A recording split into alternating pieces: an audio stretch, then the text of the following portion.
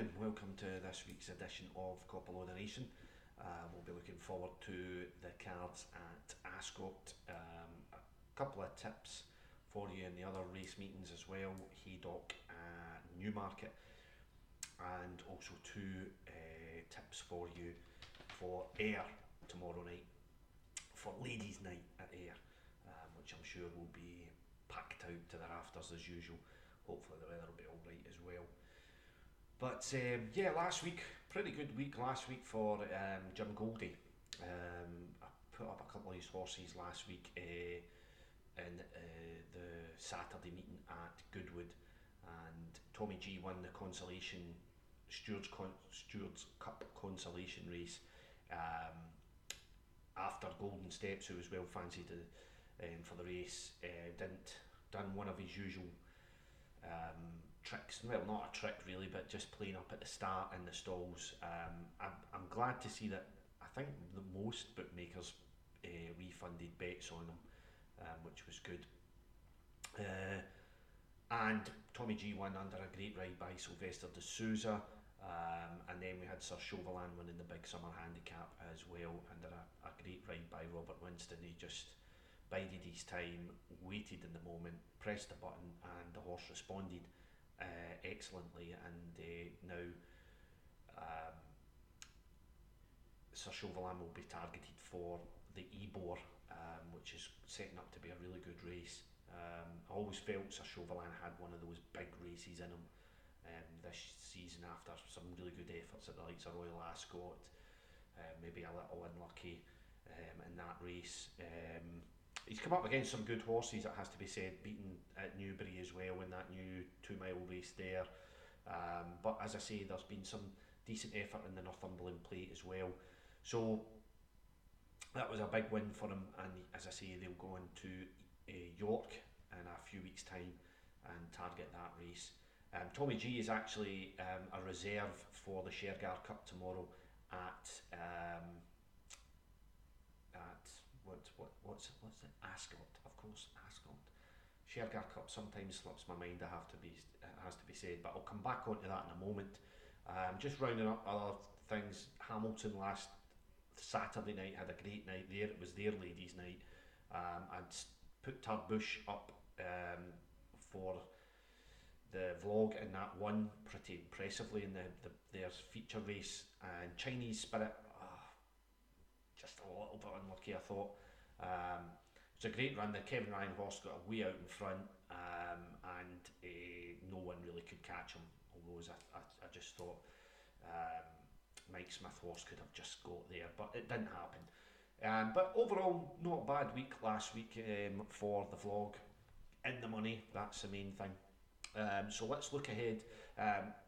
Looking this week, Ayr raced on Tuesday night. Decent enough wee crowd there.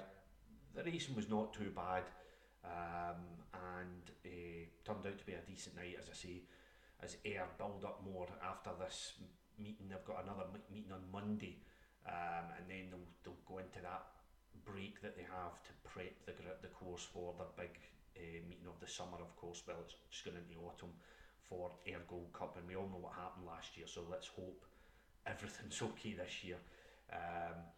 We've had a pretty dry summer, which is one big positive we can look at it. Musselburgh were racing today.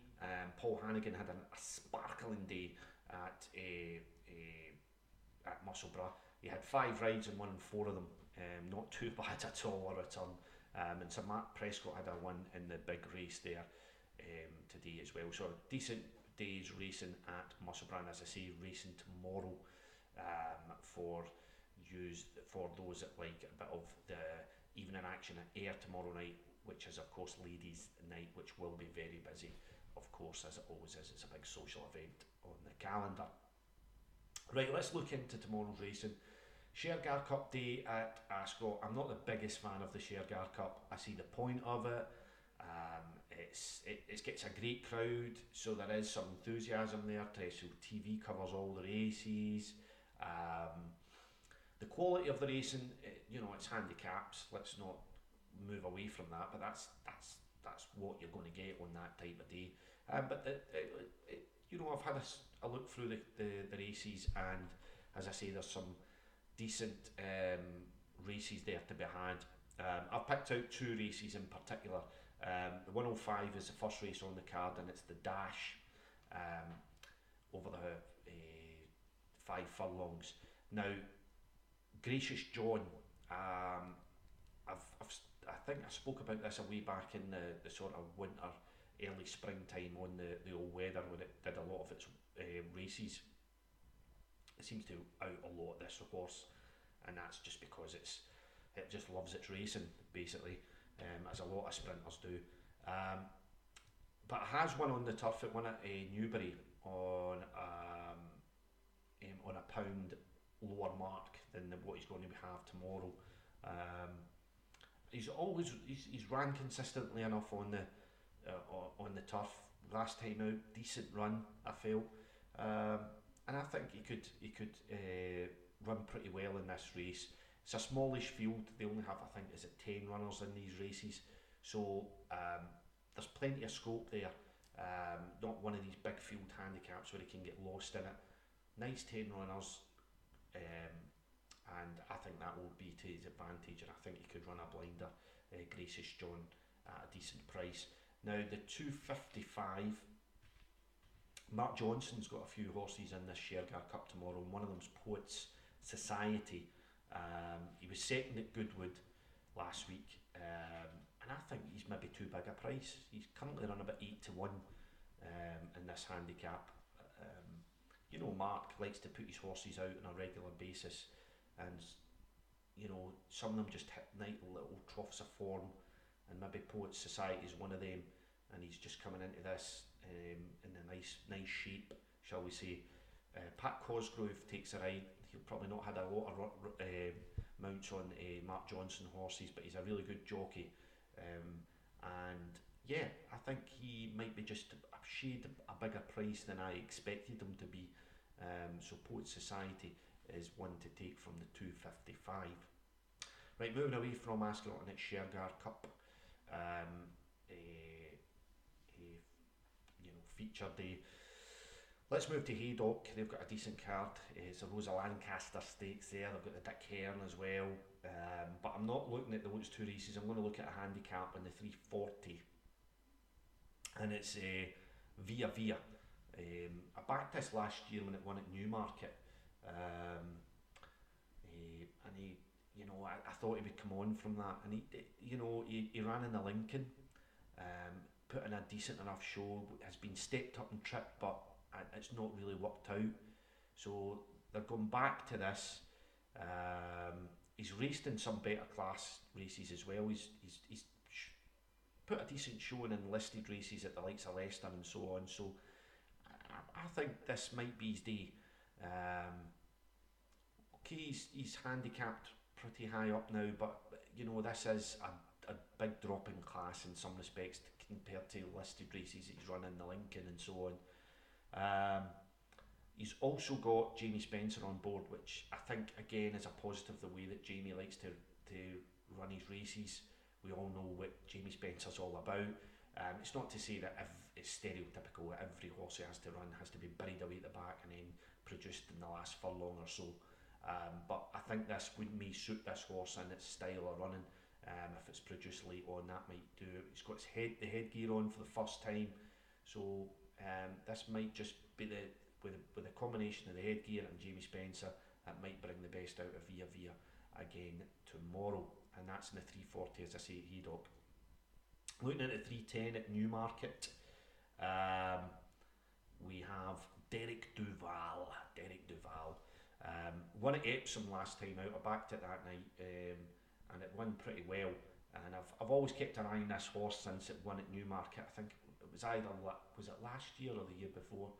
I can't remember, but I remember spotting it, and the name stuck out to me, and I must admit, because Derek Duval was the name that Del Boy used in one of the episodes of Only Fools and Horses when he first met Raquel through the dating agency. When he was asked what his name was, he thought he would, jazz it up a little. Rather than Derek Trotter, he called himself Derek Duval. So you know, it's obviously got a wee soft spot for us, but it's a good horse. It's a decent handicapper, and it's won at Newmarket before, on the July course as well, and I think it's worth a wee punt here. After it's only been, you know, the handicapper's not, you know, really punished him for that Epsom win, so it's a slight rise in the weights, but you know, a step up in class again, and I think he could run pretty well. Derek Duval in the 310 at Newmarket. Right, looking at Ayr for their big race night tomorrow night. If you're going along, here's a couple of tips for you if you're looking for them. 705 and a Elysian Flyer. Now, we went with Paul Midgley last week in the Soba Stakes, and it done as well. So I'm going back with Paul Midgley again, but this is a pretty low grade handicap, it has to be said. But Elysian Flyer, I think, has got a cracking chance. Ran second at Beverley last time out and looked pretty, you know, wasn't unlucky as such, but it ran well to get to in second, finished strongly. And I think with Paul Midgley's form, when he sends horses up to Scotland, they always seem, you know, he's you know, this has been thought out, and you know, I think it's a hell of a chance at a decent enough price. I think around about 6 to 1, maybe bigger. You could get Elysian Flyer in the 705, and then 835. Now this horse run today at Musselburgh for Gordon Elliott. He's got a few horses over that he had at Musselburgh today. Now they might not run tomorrow night. It depends obviously how this horse comes out of the race today at Musselburgh. But he's, you know, you could look at it in the sense that he's making his way back down towards, you know, if they're getting a ferry from Cairn Ryan, then you're going to be going by here. So why not stop off and give the horse a run again? And I thought it ran pretty well at Musselburgh today. It's usually over hurdles, this horse, as a lot of the Gordon Elliott horses has. He's actually got, I think, 3 horses in this particular race. But if this horse turns up, I think it has a good chance if it can, you know, come on from that race today. Again, we all have to wait and see how it comes out of today's race. As long as it's fine and well, I'm sure Gordon will give it a run. As I say, Musselburgh today hung left a little, but was finishing off strong under pressure. A lot of pressure there, and the horse was responding, and finished 4th, I think it was. So has the benefit of that run there, and may just come on from that. So it's a bit of a shot in the dark with Schindler's Ark. That's the name of the horse, and I think it has a decent chance if it gets the opportunity to run tomorrow night. And if it does run, I think there'll be a bit of money towards it because of its performance today at Musselburgh. But one to look out for, and keep an eye on tomorrow to see if it is declared. There's no indication tonight that it's a non-runner or it's been declared as doubtful so far, but it has been noted that it did obviously run today. So that's my thoughts for tomorrow. Decent enough day's racing tomorrow. One of those days, I think, but you know, Shergar Cup day obviously, but we're in between festivals as such, with the obviously the big meeting at Goodwood, and then we're about to build again for York near the end of the month. So there's a wee bit of a lull, I think, at this time of year in the racing, and then after York we start to build towards the Doncaster meeting. Then for us up here, we've got the Western meeting at Ayr, and then before you know it, it's Arc de Triomphe in Longchamp, or Paris de Longchamp, and then we've got Champions Day at Ascot, and then it's Cheltenham for the October meeting. So yeah, plenty of racing still to come. This is, as I say, just a wee brief lull that we have in the racing just now, and then we've obviously got a lot of those big 2-year-old races to come over the next couple of months as well. So a lot to look forward to in the flat, and we'll be here on CopaLoadofRacing to cover it and give you some tips on that. So as I say, let's hope we have another profitable day tomorrow. Enjoy your racing. If you're off to Ayr tomorrow night, I hope it remains dry and you get a few winners. and enjoy yourself. CopaLoad of Racing.